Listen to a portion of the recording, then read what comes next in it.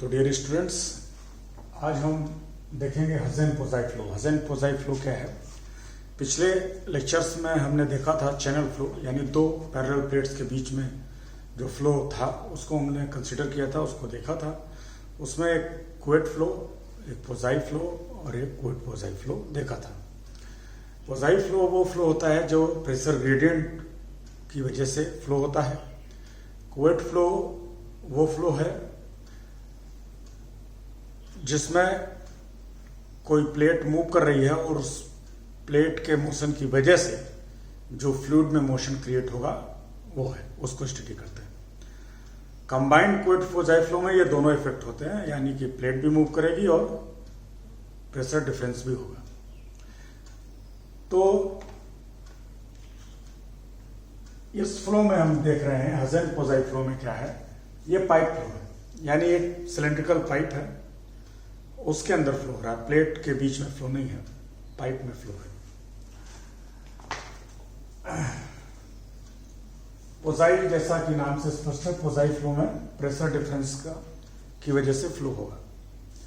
तो एक पाइप के अंदर फ्लो हो रहा है और कॉज क्या है फ्लो का, कारण क्या है, प्रेशर डिफरेंस।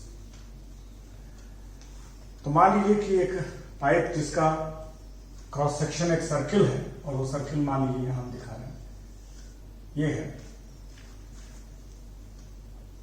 और इसका रेडियस जो है मान लीजिए कि आर है,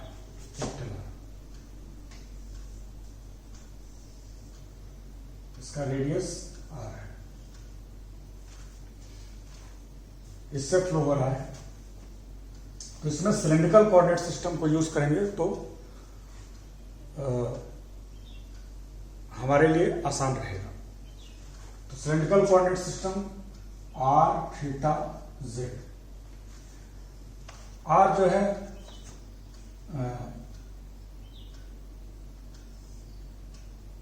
ये डिस्टेंस है किसी पॉइंट की एक्सिस से, तो ये एक्सिस ले लीजिए, suppose this is the axis and axis is along z axis.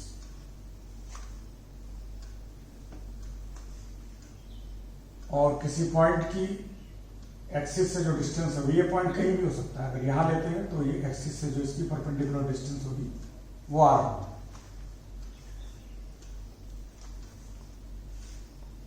और ये इनिशियल लाइन से जो एंगल बनाएगा वो थीटा होगा। तो इनिशियल लाइन अगर हम ये ले इस तरीके से, इधर वाई एक्सिस ले लें, तो यहां पे अगर हम इस चीज को दिखाएं तो कुछ इस तरीके से बनेगा।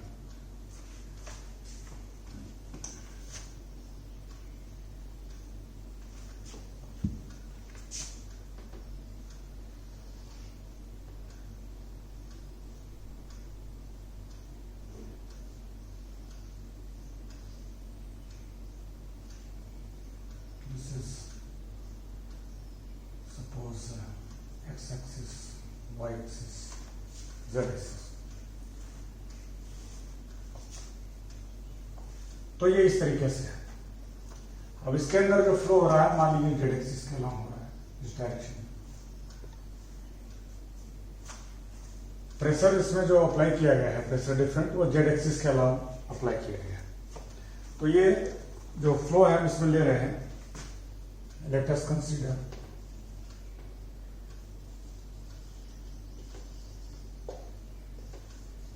laminar flow of an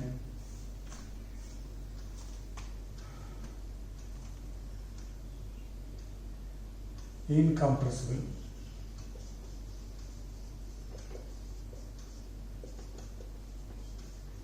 viscous fluid. Let us consider laminar flow of an incompressible viscous fluid.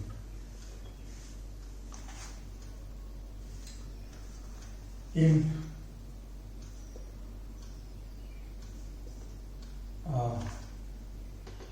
circular pipe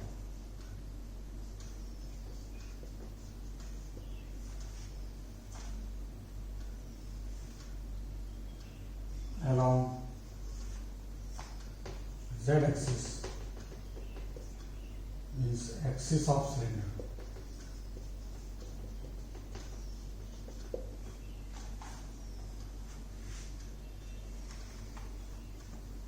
Let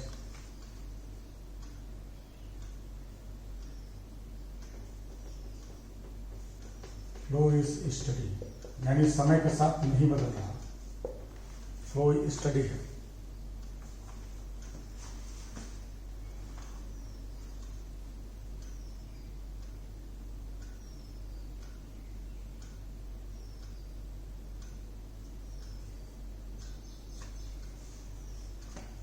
Assume that flow is axis symmetry.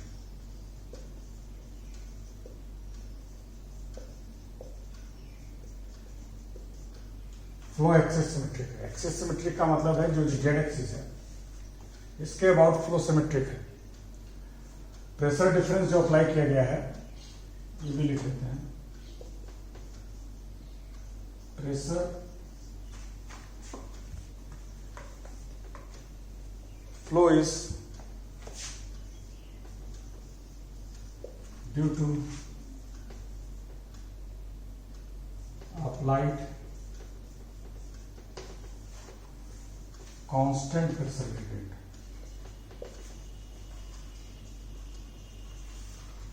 gradient along z axis।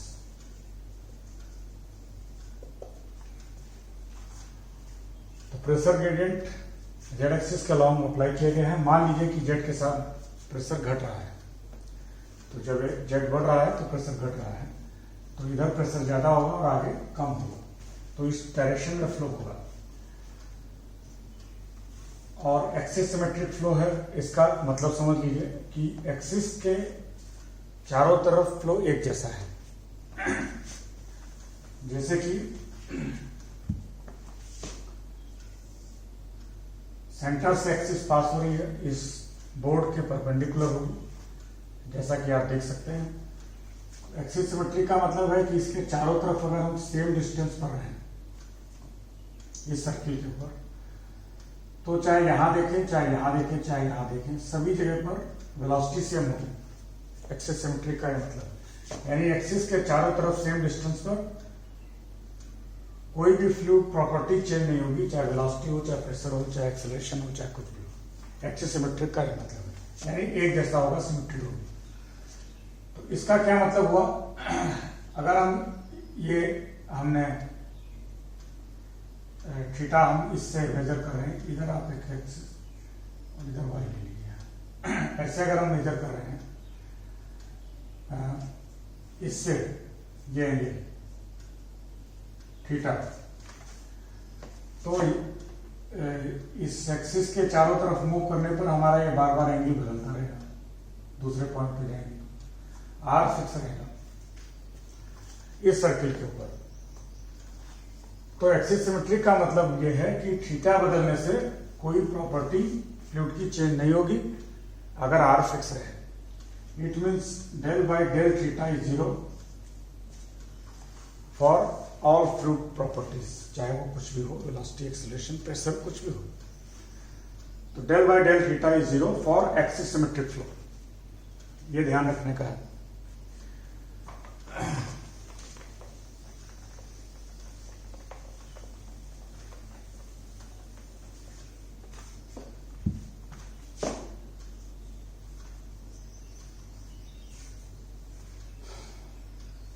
अब equation of continuity in cylindrical polar coordinates देखिए।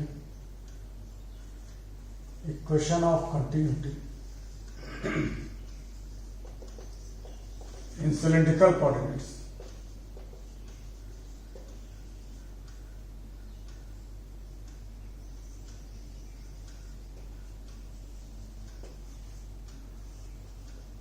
Are theta Z.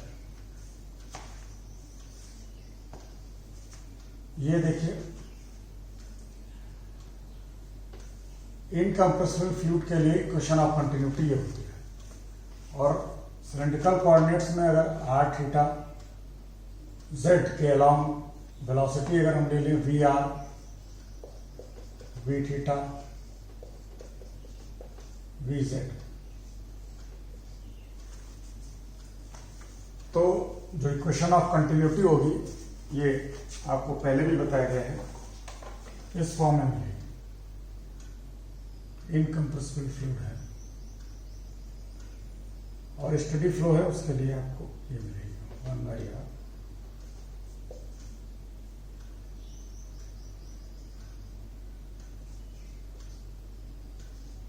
Incompressible fluid के लिए density constant होगी।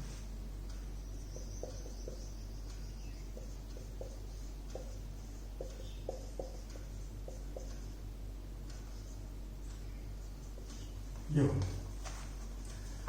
अब जैसा कि यहां पे बताया गया है कि प्रेशर डिफरेंस इस डायरेक्शन में अप्लाई है, तो फ्लूइड पूरी तरीके से इस डायरेक्शन में मूव करेगा, यानी जो वेलोसिटी के कंपोनेंट्स हैं यहाँ पे उसमें केवल वी जेड मिलेगा, जेड एक्सिस के अलोंग फ्लो होगा, और वी थीटा और वी आर जीरो होंगे, यानी कि जो भी फ्लो हो रहा है वो एक्सिस के अलोंग हो रहा है, इस डायरेक्शन में या इस डायरेक्शन में कोई फ्लो नहीं है। तो for present flow V R and V theta are zero, ऐसी स्थिति में ये टर्म केवल मिलेगा, ये इक्वेशन ऑफ कंटिन्यूटी रिड्यूस हो जाएगी इसमें, यानी कि जो वी जेड है that is function of R and theta only, Z का तो नहीं है, ये तय हो गया। आर और थीटा का हो सकता है, तो जिसमें थीटा का भी नहीं होगा क्योंकि एक्सिस सिमेट्रिक फ्लो है, तो ये अल्टीमेटली केवल आर का ही फंक्शन होगा। इक्वेशन ऑफ कंटिन्यूटी से एक रिजल्ट ये मिला कि velocity is a function of R only, यानी कि आर के साथ तो ये चेंज होगी, जेड के साथ चेंज नहीं होगी, थीटा के साथ चेंज नहीं होगी। जेड के साथ चेंज क्यों नहीं होगी? क्योंकि कांस्टेंट प्रेशर ग्रेडियंट अप्लाइड है और जब पाइप के अंदर फ्लो हो रहा है और एक्सेलरेटेड नहीं है, क्योंकि प्रेशर ग्रेडियंट फिक्स है, वो बदल नहीं रहे, तो यहां पर जो वेलोसिटी होगी वही कुछ दूर आगे होगी, वही कुछ और आगे जाएंगे तो भी वही, यानी जेड के साथ वेलोसिटी चेंज है, ये मतलब है। तो इस पाइप में अगर बाकी पैरामीटर फिक्स रखे जाए, आर और थीटा फिक्स रखा जाए, तो वेलोसिटी जो है जेड के साथ कांस्टेंट रहेगी, फिक्स रहेगी, बदलेगी नहीं, ये इसका मतलब है।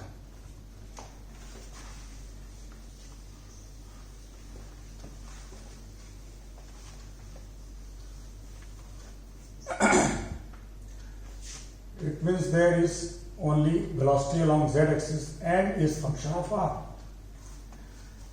अब आइए इक्वेशन ऑफ मोशन पे, यानी नेवियर-स्टोक्स इक्वेशन पे। तो नेवियर-स्टोक्स इक्वेशन जो है सिलेंड्रिकल पोलर कोऑर्डिनेट्स में क्या है?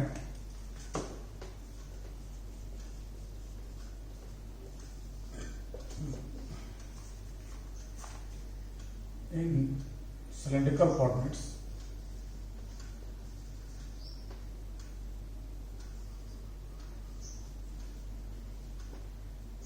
in cylindrical coordinates,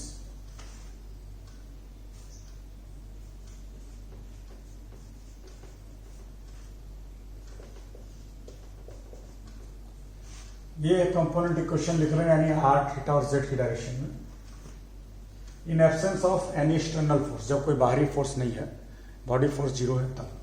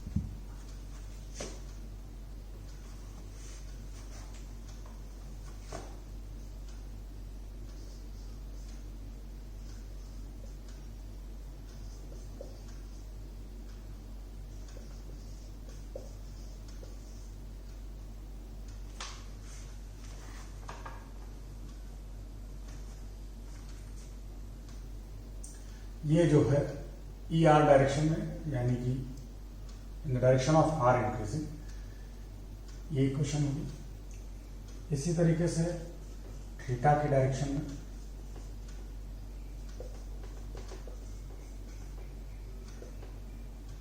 ये इक्वेशन होगी।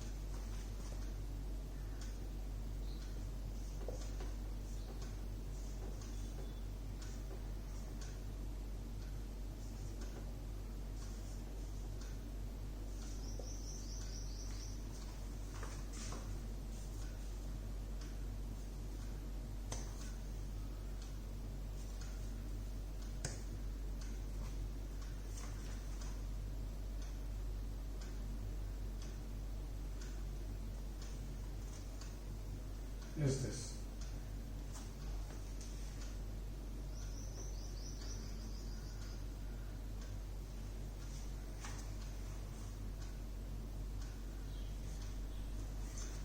अब इसमें जैसा कि आपको बताया V R and V theta are zero और also V Z is function of R only. इन बातों को ध्यान में रखें तो वी आर जीरो,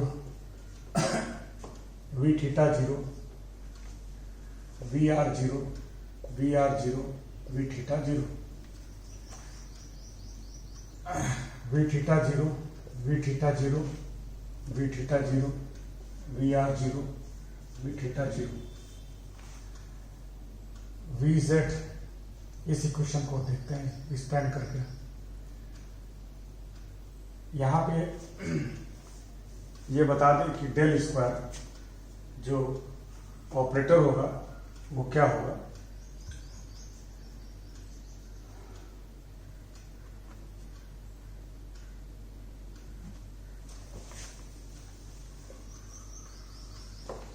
तो पहली और दूसरी इक्वेशन जो रिड्यूस होकर मिलेगी उससे हमें क्या मिलेगा, del P by del are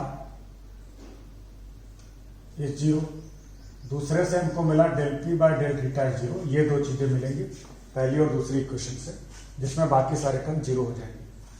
तो ये कुछ नहीं बताता है कि P is function of not R and not theta, तो it means P is a function of Z only.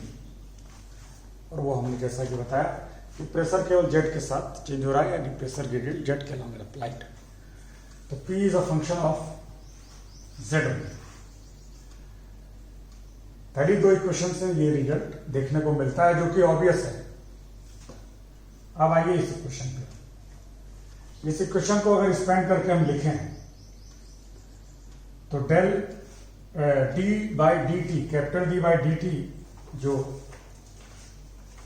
Material derivative है, इसको स्पेंड करिएगा तो क्या मिलेगा आपको, ये देखिए।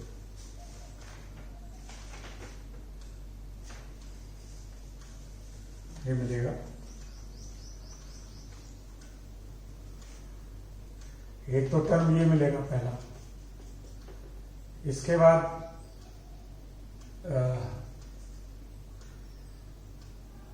Del sorry Q dot del Q, यहां पे है V Z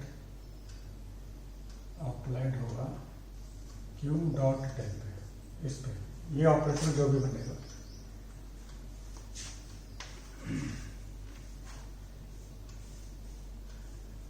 Q dot del में देखिए, क्यू में जो वी आर और वी थीटा है वो टर्म जीरो होंगे, केवल वी जेड वाला टर्म होगा। तो इस ऑपरेटर की वैल्यू आप देख सकते हैं बहुत आसानी से कि अल्टीमेटली केवल वी जेड और del V Z by del Z, यही मिलेगा क्या?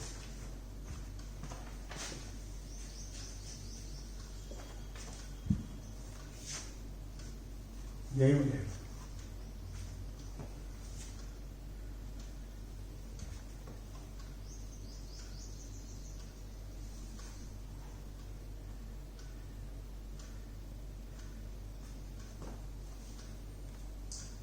ये मिलेगा तो, और बाकी के टर्म, ये ऑपरेटर देखिए, ये ऑपरेटर है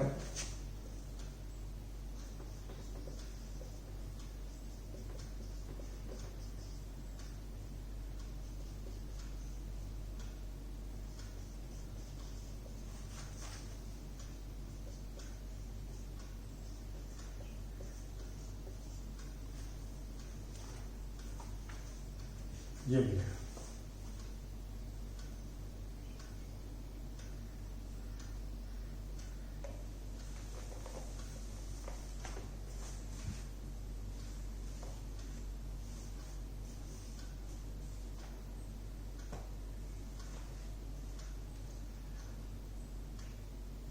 अब V Z is a function of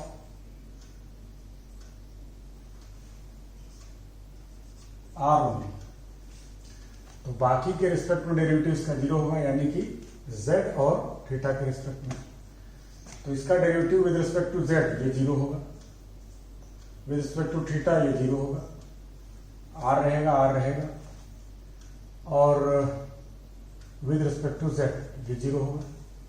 और स्टडी फ्लो है, इसलिए टाइम के साथ कुछ चेंज नहीं होगा, तो इक्वेशन जो है वो अल्टीमेटली रिड्यूस हो जाएगी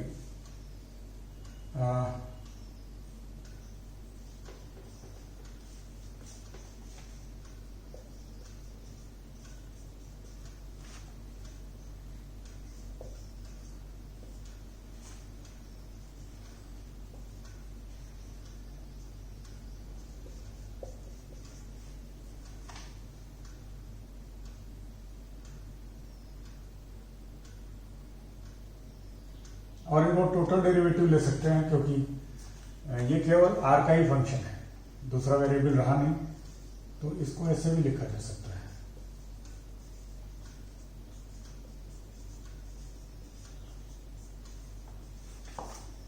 इसको यहां डिवाइड कर लीजिए। अच्छा, इसके साथ भी ये टर्म था, ये टर्म इसके साथ था, और इसको ऐड कर लीजिएगा अगर ये छूट गया होगा। डेंसिटी रहेगा तो यहां पर भी रहेगा, यहां पर म्यू बाई रो से रो कैंसिल हो जाएगा और म्यू ही आपको मिलेगा। अच्छा, इसको भी टोटल डेरिवेटिव कर लेते हैं, क्योंकि p is function of z only.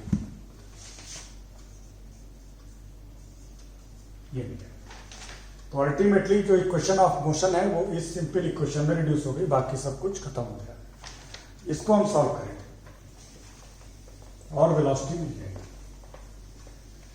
Fluid flow की कोई भी प्रॉब्लम सॉल्व करने का मतलब है वेलोसिटी निकालना।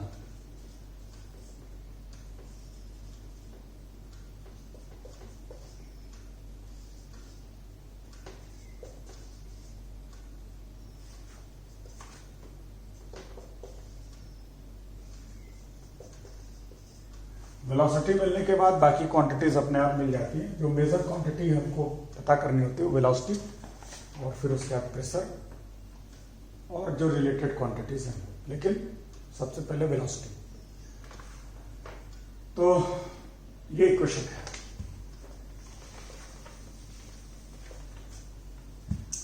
ये सिंपल डिफरेंशियल इक्वेशन है, इसका सॉल्यूशन देखिए।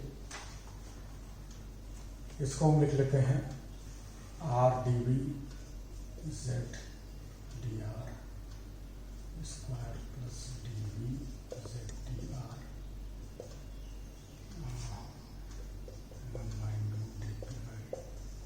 डी जेड आर से मल्टीप्लाई कर लेते हैं दोनों तरफ, तो ये मिल जाएगा। इसको लिखा जा सकता है D by D R, R V R D V Z by D R, ऐसे लिख सकते हैं, ऐसे लिख सकते हैं। इसका इंटीग्रल करिए, तो इंटीग्रल क्या होगा, इंटीग्रल करेंगे तो ये आपको मिलेगा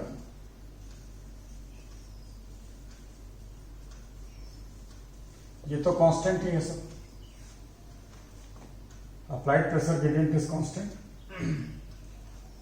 और इसको भी एक्सप्लेन करते हैं कि कांस्टेंट डीपी बाई डीजेड कैसे कांस्टेंट है, लेकिन इंटीग्रल कर लेते हैं। और constant of integration A,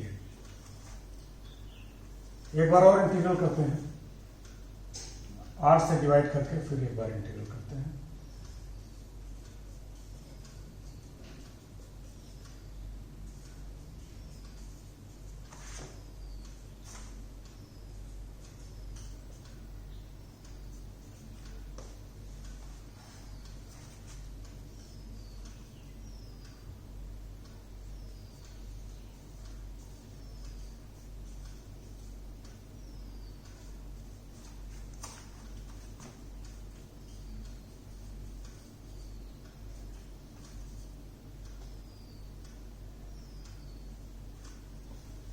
Is this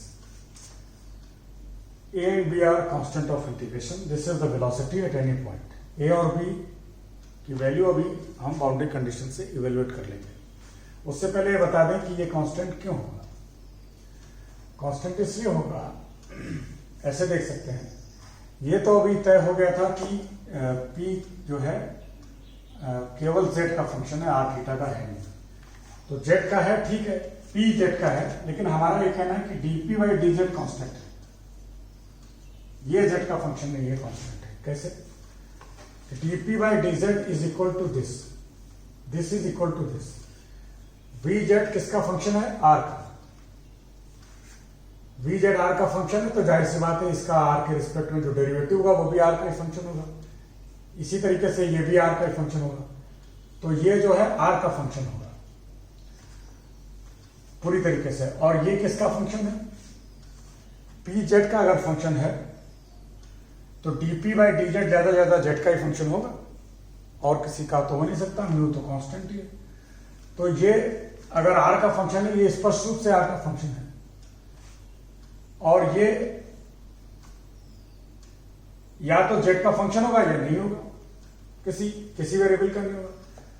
तो z का अगर ये फंक्शन होगा और ये R का फंक्शन होता तो बराबर नहीं हो सकते आपस में। ये थोड़ी हो सकता है ये R का फंक्शन और राइट हैंड साइड और वो लेफ्ट हैंड साइड के बराबर भी हो, और लेफ्ट हैंड साइड z का फंक्शन हो, तो फिर इक्वल कैसे होगा? इसको भी R का ही फंक्शन होना चाहिए, जो कि है नहीं। इसका मतलब ये फिक्स होगा, कांस्टेंट होगा, ये कांस्टेंट होगा।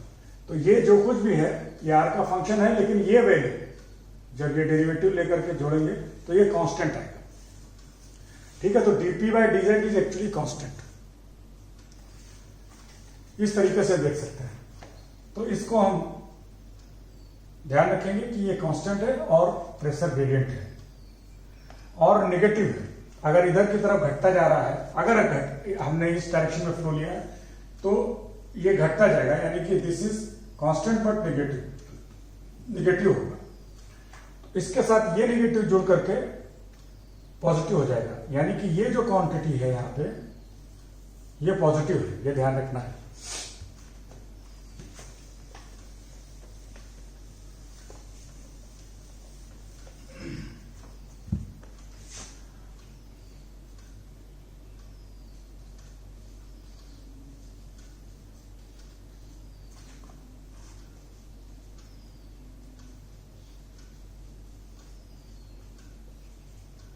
ये है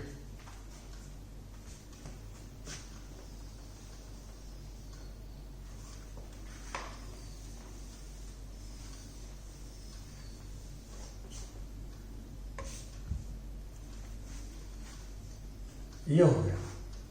तो दिस इज वेलोसिटी। आप ए और बी की वैल्यू पता कर लेंगे और कंडीशन क्या है इसमें लगाएंगे। देखिए सिलेंडर स्टेशनरी अपनी जगह पर, पाइप स्टेशनरी है, पाइप की वॉल्स स्टेशनरी है। तो पाइप की वॉल स्टेशनरी है, तो यहां पर नो स्लिप कंडीशन हम लगाएंगे कि वेलोसिटी ऑन द वॉल, यानी कि when R is capital R V Z is 0 when R is capital R. दूसरी कंडीशन क्या लगाएंगे? दूसरी कंडीशन ये होगी, देखिए इस पाइप के अंदर एक समान रूप से फ्लो हो रहा है, एक्सिस सिमेट्रिक फ्लो है। तो जब फ्लो इसके अंदर होगा, यहां पे 0 होना है, बाउंड्री के ऊपर वॉल पे 0 होना है, फ्लो को वेलोसिटी को 0 होना है। बीच में वेलोसिटी कुछ होगी, तो यहां भी 0 होना। आप यहां से देखिए कि वॉल के ऊपर, बाउंड्री के ऊपर सरफेस पे वेलोसिटी 0 है, तो दूर जाते जाएंगे तो वेलोसिटी कुछ मिलेगी,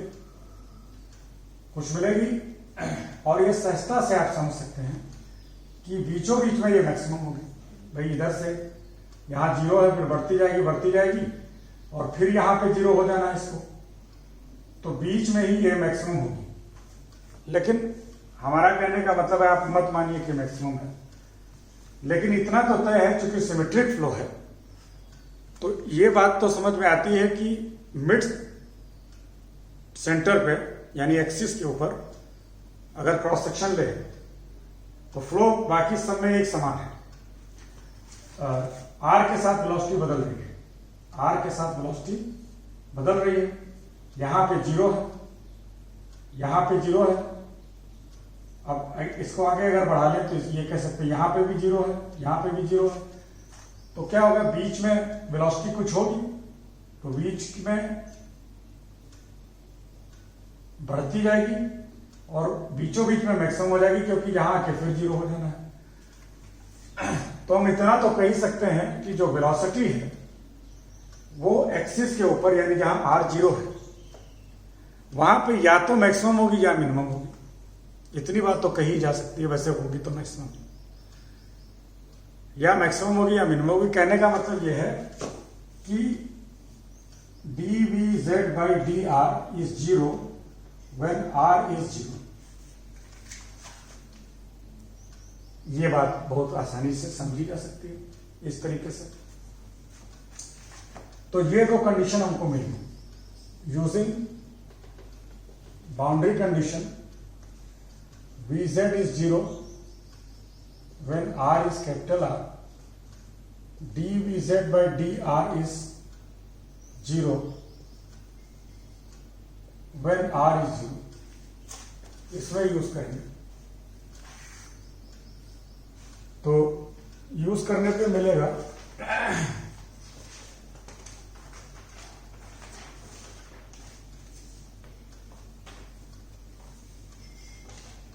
कि a is 0, वैसे इसको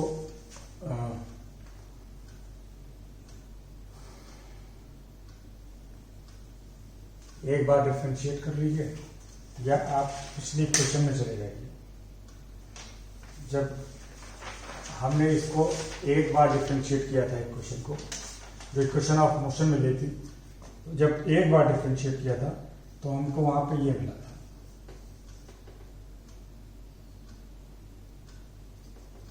केवल एक बार जब डिफरेंशिएट किया था।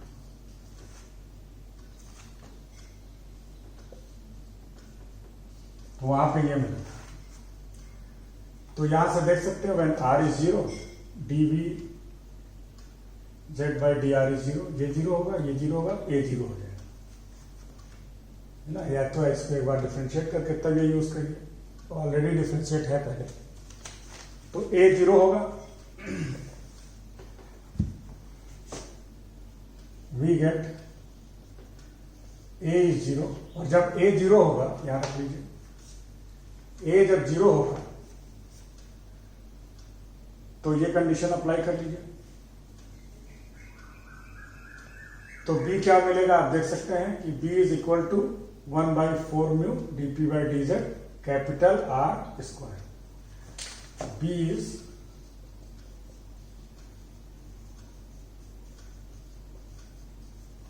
ये मिलेगा।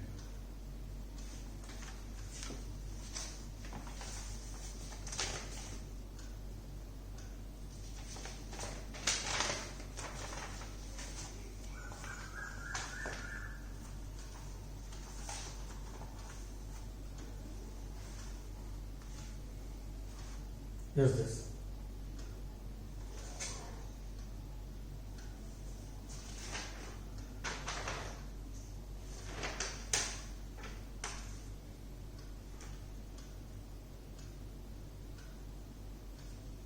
अच्छा, इसको मैं देखता हूं तो ये पॉजिटिव आ रहा है, यानी बैक में आप जाएंगे कहीं प्लस माइनस की गलती हुई है।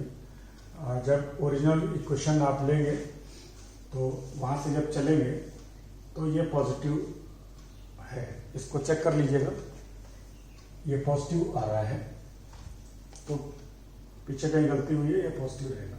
कोई बात नहीं, पॉजिटिव रहने से फर्क ये होगा कि ये नेगेटिव है, बस इतना ही फर्क होगा। तो ये वैल्यू ध्यान रख लीजिए।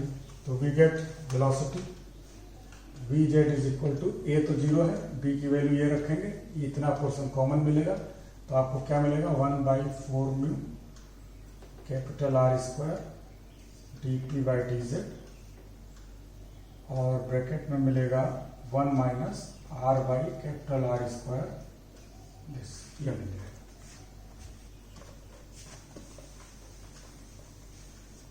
ये मिल जाएगा।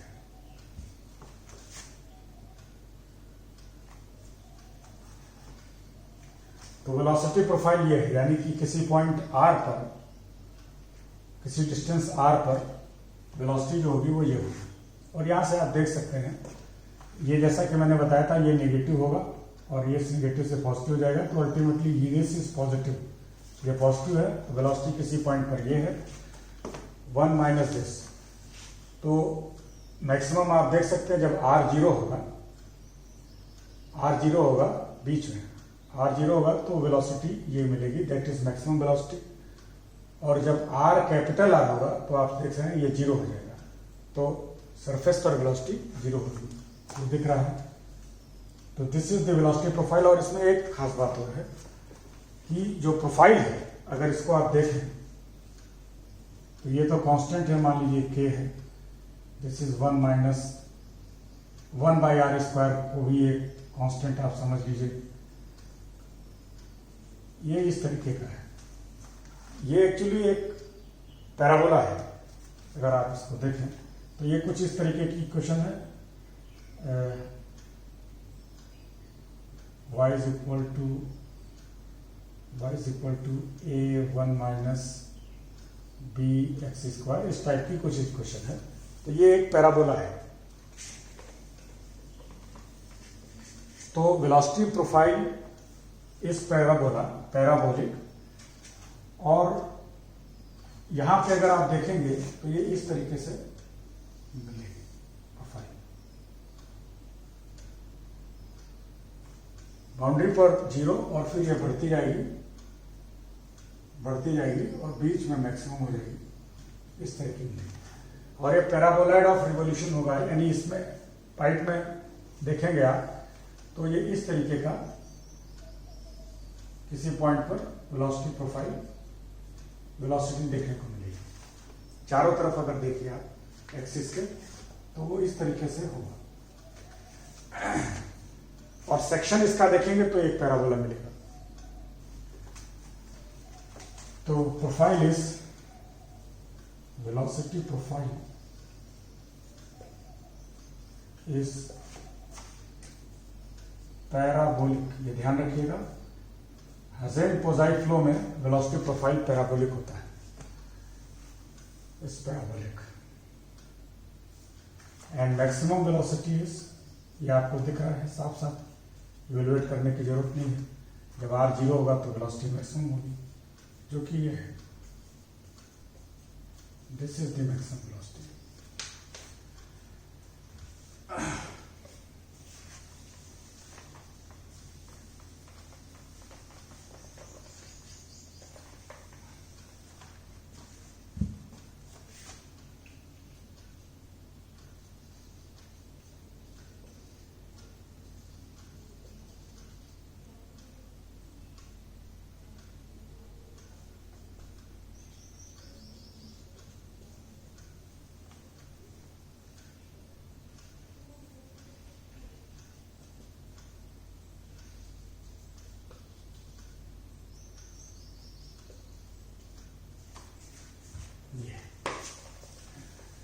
अब आइए एवरेज वेलोसिटी क्या होगी। एवरेज का मतलब ये है कि पाइप में हर पॉइंट पे वेलोसिटी बदल रही है, तो वो कौन सी वेलोसिटी है जो इस डिस्ट्रीब्यूशन को रिप्रेजेंट करेगी। यानी कि अगर इस पाइप से हमको फ्लो देखना है,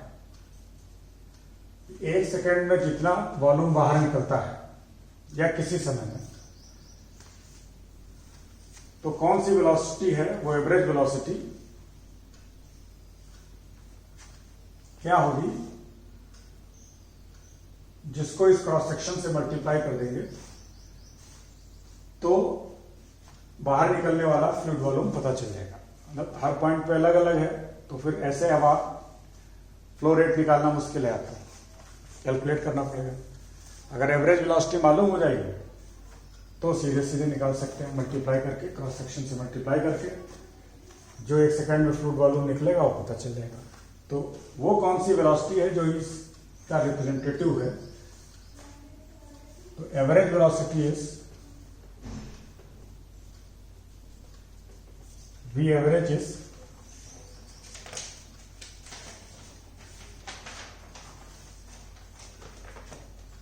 एवरेज वेलोसिटी होगी, देखिए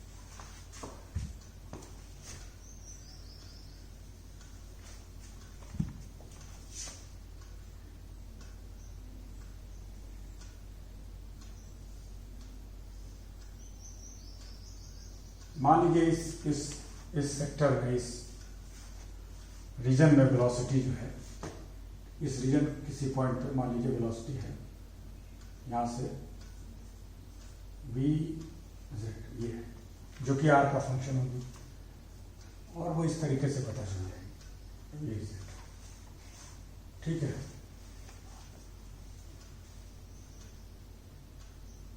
तो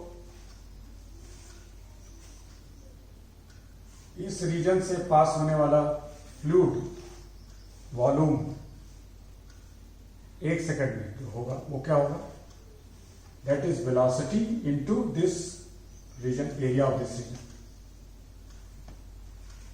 इस रीजन का, स्मॉल सेक्टर का पोलर कोऑर्डिनेट सिस्टम में जो हम एरिया लेते हैं वो r dr d थीटा ये होगा। तो v z into r dr d theta, ये तो हो गया इतने से, इस स्मॉल एरिया से जो फ्लूइड वॉल्यूम 1 सेकेंड में पास होगा वो होगा वेलोसिटी इंटू एरिया। पूरे से कितना पास होगा, तो इस r को पहले स्पेंड करें 0 से capital R is running from 0 to capital R, and then तब ये मिल जाएगा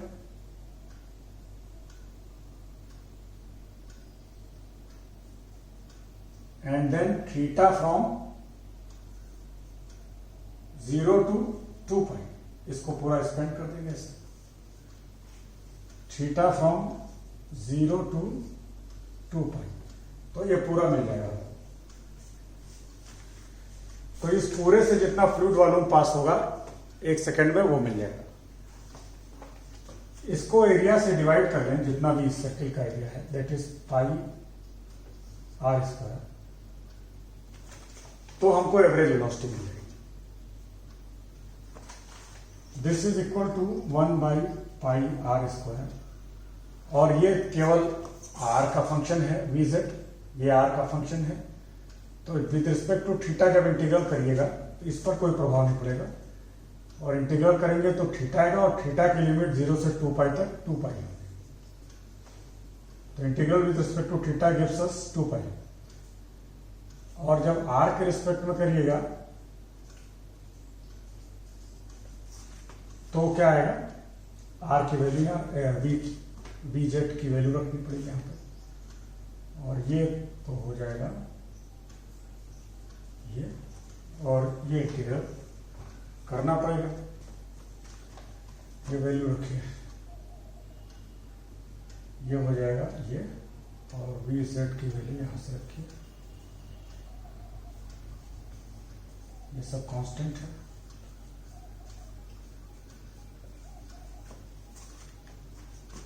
are into 1 minus R square by capital R D are.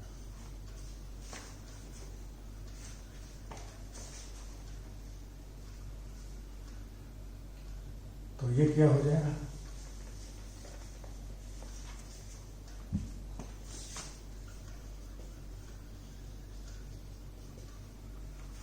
This is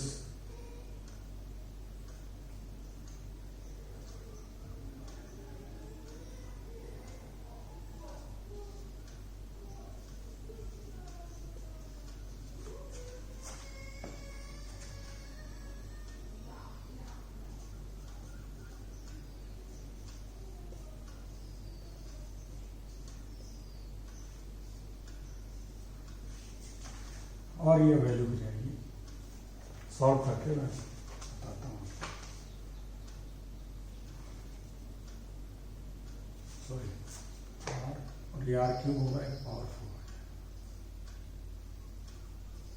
ये हो गया। इसको सॉल्व करके हम देख सकते हैं, आपको मिलेगा अल्टीमेटली ये आ जाएगा। सॉल्व करने के बाद ये आ जाएगा। तो एवरेज वेलोसिटी इज दिस, और मैक्सिमम वेलोसिटी यहां लिखी है, दोनों में कुछ रिलेशन तो दिख रहा है। मतलब ये कि maximum velocity is 2 times average velocity. ये एवरेज था, ये एवरेज था। Average velocity is maximum by 2, maximum by 2, दोनों में रिलेशन है। खैर, ये वेलोसिटी एवरेज और मैक्सिमम वेलोसिटी हो गई। अब हम आते हैं एक मेन क्वांटिटी। जब भी विस्कस फ्लो होगा तो वहां पे शियर स्ट्रेस यानी फ्रिक्शन इंपॉर्टेंट है सबसे ज्यादा, यानी कि खास तौर करके बाकी सभी जगह पे तो होगा ही होगा पूरे फ्लूइड में, लेकिन जो वॉल्स पर यानी बाउंड्री पर फ्रिक्शन लग रहा है वो इंपॉर्टेंट है। यानी कि जब किसी पाइप में फ्लो हो रहा होगा और किस विस्कोसिटी का फ्लूइड किस रफ्तार से फ्लो होगा, तो उस पर डिपेंड करेगा कि फ्रिक्शन कितना डालेगा पाइप के सरफेस पे।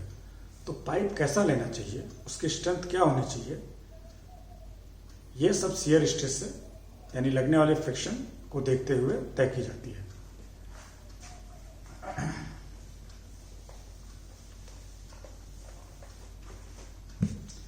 तो शियर स्ट्रेस क्या है?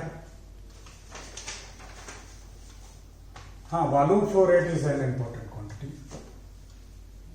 एक और क्वांटिटी वॉल्यूम फ्लो रेट, जिसे वॉल्यूमेट्रिक फ्लक्स भी कहते हैं। वॉल्यूमेट्रिक फ्लक्स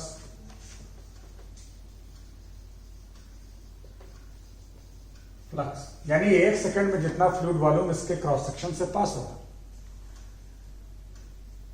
तो वो क्या होगा, कितना पास होगा 1 सेकंड में? Average velocity into area of cross section. Area of cross section pi R square. तो ये अभी एवरेज वेलोसिटी तो हम देख ही चुके हैं, तो ये वैल्यू रखिएगा तो आपको मिलेगी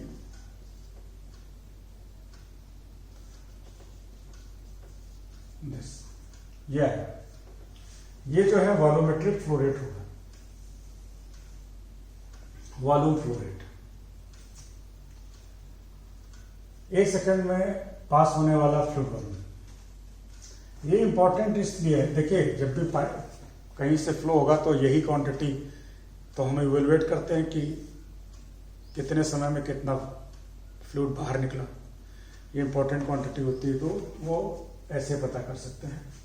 और ये किसी भी पाइप के लिए है, विस्कोसिटी पता हो, पाइप की रेडियस पता हो, अप्लाइड प्रेशर ग्रेडियंट पता हो, तो हम आसानी से बता सकते हैं 1 सेकंड में कितना फ्लूइड बाहर निकलेगा।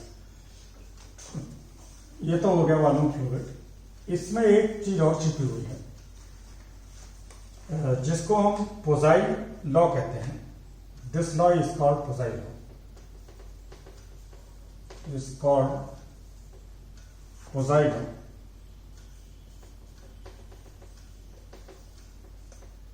Poseidon. This is Poseidon. इसमें क्या खास बात है जो इसको लॉ कहा जा रहा है? खास बात यह है कि इस फॉर्मूले से किसी भी फ्लूइड की विस्कोसिटी कैलकुलेट की जा सकती है। विस्कोसिटी कैलकुलेट करना वैसे बड़ा मुश्किल है कि अगर कोई फ्लूइड दिया जाए और कहा जाए इस विस्कोसिटी निकालो इसकी, तो मुश्किल होगा। लेकिन इस रिजल्ट से विस्कोसिटी आसानी से पता चल जाएगी। यानी किसी फ्लूइड की विस्कोसिटी चाहिए तो कोई किसी पाइप में उस फ्लूइड को फ्लो करवाएंगे, एक डेफिनेट प्रेशर ग्रेडियंट अप्लाई करके, वो प्रेशर ग्रेडियंट मशीन से अप्लाई किया जाएगा तो पता चल जाएगा कि कितना है। तो प्रेशर ग्रेडियंट मालूम रहेगा, पाइप हमको लेना है तो हमको रेडियस उसकी मालूम है।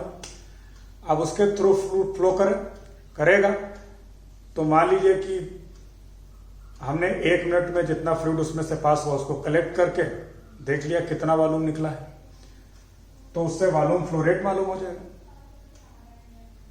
ठीक है, वॉल्यूम फ्लो रेट मालूम हो जाएगा, 1 सेकंड में कितना निकला वो कैलकुलेट हो जाएगा। तो ये जब सब क्वांटिटी पता चल जाएंगी तो विस्कोसिटी निकल जाएगी। तो पोजाइन ने चूंकि सबसे पहले ऐसे फ्लो देखा था तो इस कारण से इसको पोजाई लॉ है। तो ये जो पोजाई लॉ है ये विस्कोसिटी कैलकुलेट करने के लिए इंपॉर्टेंट है। एक बात और आपको बताना चाहिए कि जब भी कोई फ्लूइड फ्लो करवाया जाएगा किसी पाइप में तो ऐसा नहीं जैसे पाइप और यहां से एंट्री हुआ तो तुरंत यहां पर इसकी वेलोसिटी यही मिल गई जो यहां पे बताई गई है। ऐसा नहीं होता है। जब एंट्री करेगा तो उसमें फ्रिक्शन लगना शुरू होगा क्योंकि बाहर कुछ और है और अंदर जाते ही उसको लेयर मिल गई, बाउंड्री सरफेस मिल गया तो फ्रिक्शन लगना शुरू हुआ तो वेलोसिटी चेंज होना शुरू होगी। और डेवलप जो है, डेवलप का मतलब है जब पूरी तरीके से यूनिफॉर्म हो जाएगी, यानी जो भी इसके ऊपर फोर्सेस लग रहे हैं वो बदलेंगे नहीं समय के साथ, तो वो जाहिर सी बात है ये बिल्कुल एज पर नहीं होगा। ऐसा अंदर जब फ्लूइड आएगा और कुछ दूरी तय कर लेगा तब फुल्ली डेवलप्ड हो, इसको कहते हैं फुल्ली डेवलप्ड फ्लो, यानी आप पूरी तरह से डेवलप हो गए, आप इसमें कुछ बदल नहीं रहा। तो फुल्ली डेवलप्ड फ्लो किसी पाइप में तब मिलता है जब वो 100 डायमीटर अंदर मूव कर जाता है, यानी जो भी इसका डायमीटर है उसका 100 टाइम्स जब अंदर मूव कर जाएगा तब फुल्ली डेवलप्ड फ्लो मिल जाता है। ये बात ध्यान रखने की है। अब आइए शियर स्ट्रेस पे। शियर स्ट्रेस के लिए हमें डेरिवेटिव की जरूरत पड़ती है वेलोसिटी ग्रेडियंट की। तो पहले तो देखें इसमें स्ट्रेस कौन कौन से होंगे। तो शियरिंग स्ट्रेस, इसमें टाउ स्ट्रेस को अगर टाउ से डिनोट करें तो टाउ जेड का लॉन्ग वेलोसिटी है ये, और सरफेस नॉर्मल यानी कि आर, ये कंपोनेंट हमें मिलेगा। और ये आप जानते हैं कि V R by V Z plus V Z by V R जो होगा ये होगा। तो इसके अलावा और भी कंपोनेंट होंगे, वो हम देखेंगे कि जीरो है क्योंकि वेलोसिटी वहां पे जीरो है। इसको अगर हम देखें तो वी आर तो जीरो है, वेलोसिटी है नहीं है, और ये आर का फंक्शन है तो ये मिलेगा। तो एक्चुअली हमको ये मिलेगा। तो शियर स्ट्रेस जो है ये होगा। अब इसमें प्लस माइनस साइन का भी फर्क होता है। एक्चुअली ये जो है इसमें क्या है, ये डिनोट करता है direction of force, first index और दूसरा जो है सरफेस और नॉर्मल को डिनोट करता है। तो उस हिसाब से इसको लेते हैं।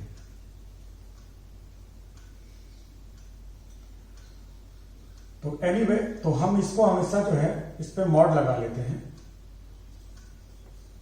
इससे, जिससे क्योंकि हमें तो चाहिए फोर्स, प्लस माइनस साइन पे कोई फर्क ना पड़े इसलिए इस पे मॉड लगा देते हैं। हम इसको कैलकुलेट करते हैं हमेशा। यहां से आप देखिएगा जो डेरिवेटिव है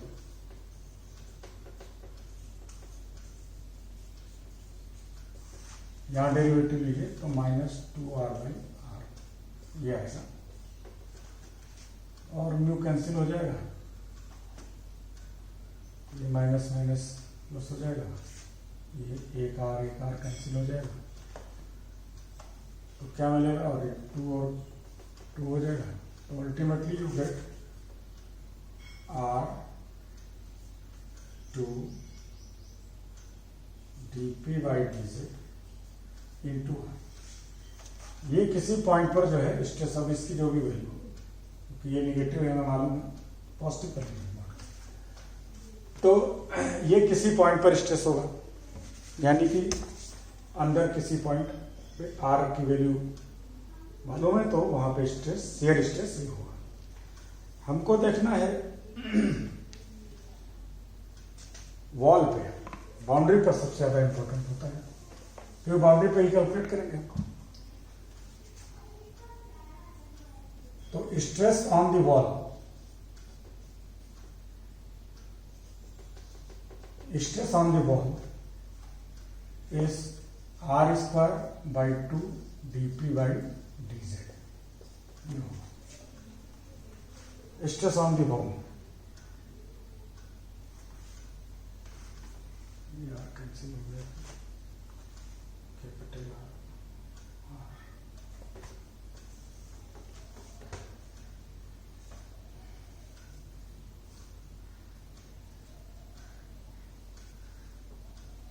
ये r² है, ये पूरा ही कैंसिल हो जाएगा, r नहीं बचेगा।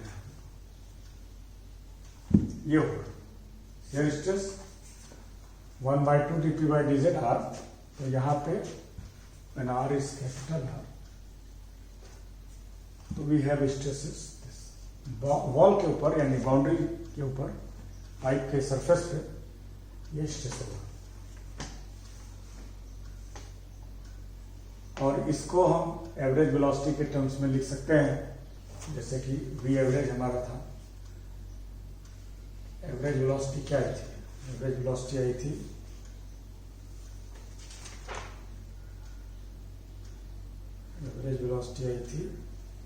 -r²/8 म्यू dp/dz ये थी।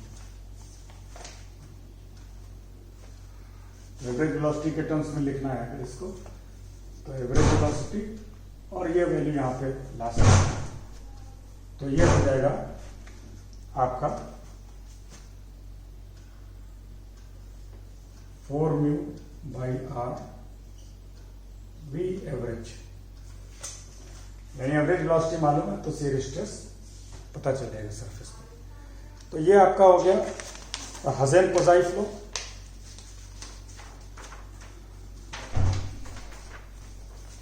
आगे हम दूसरा फ्लो देखेंगे। Thank you.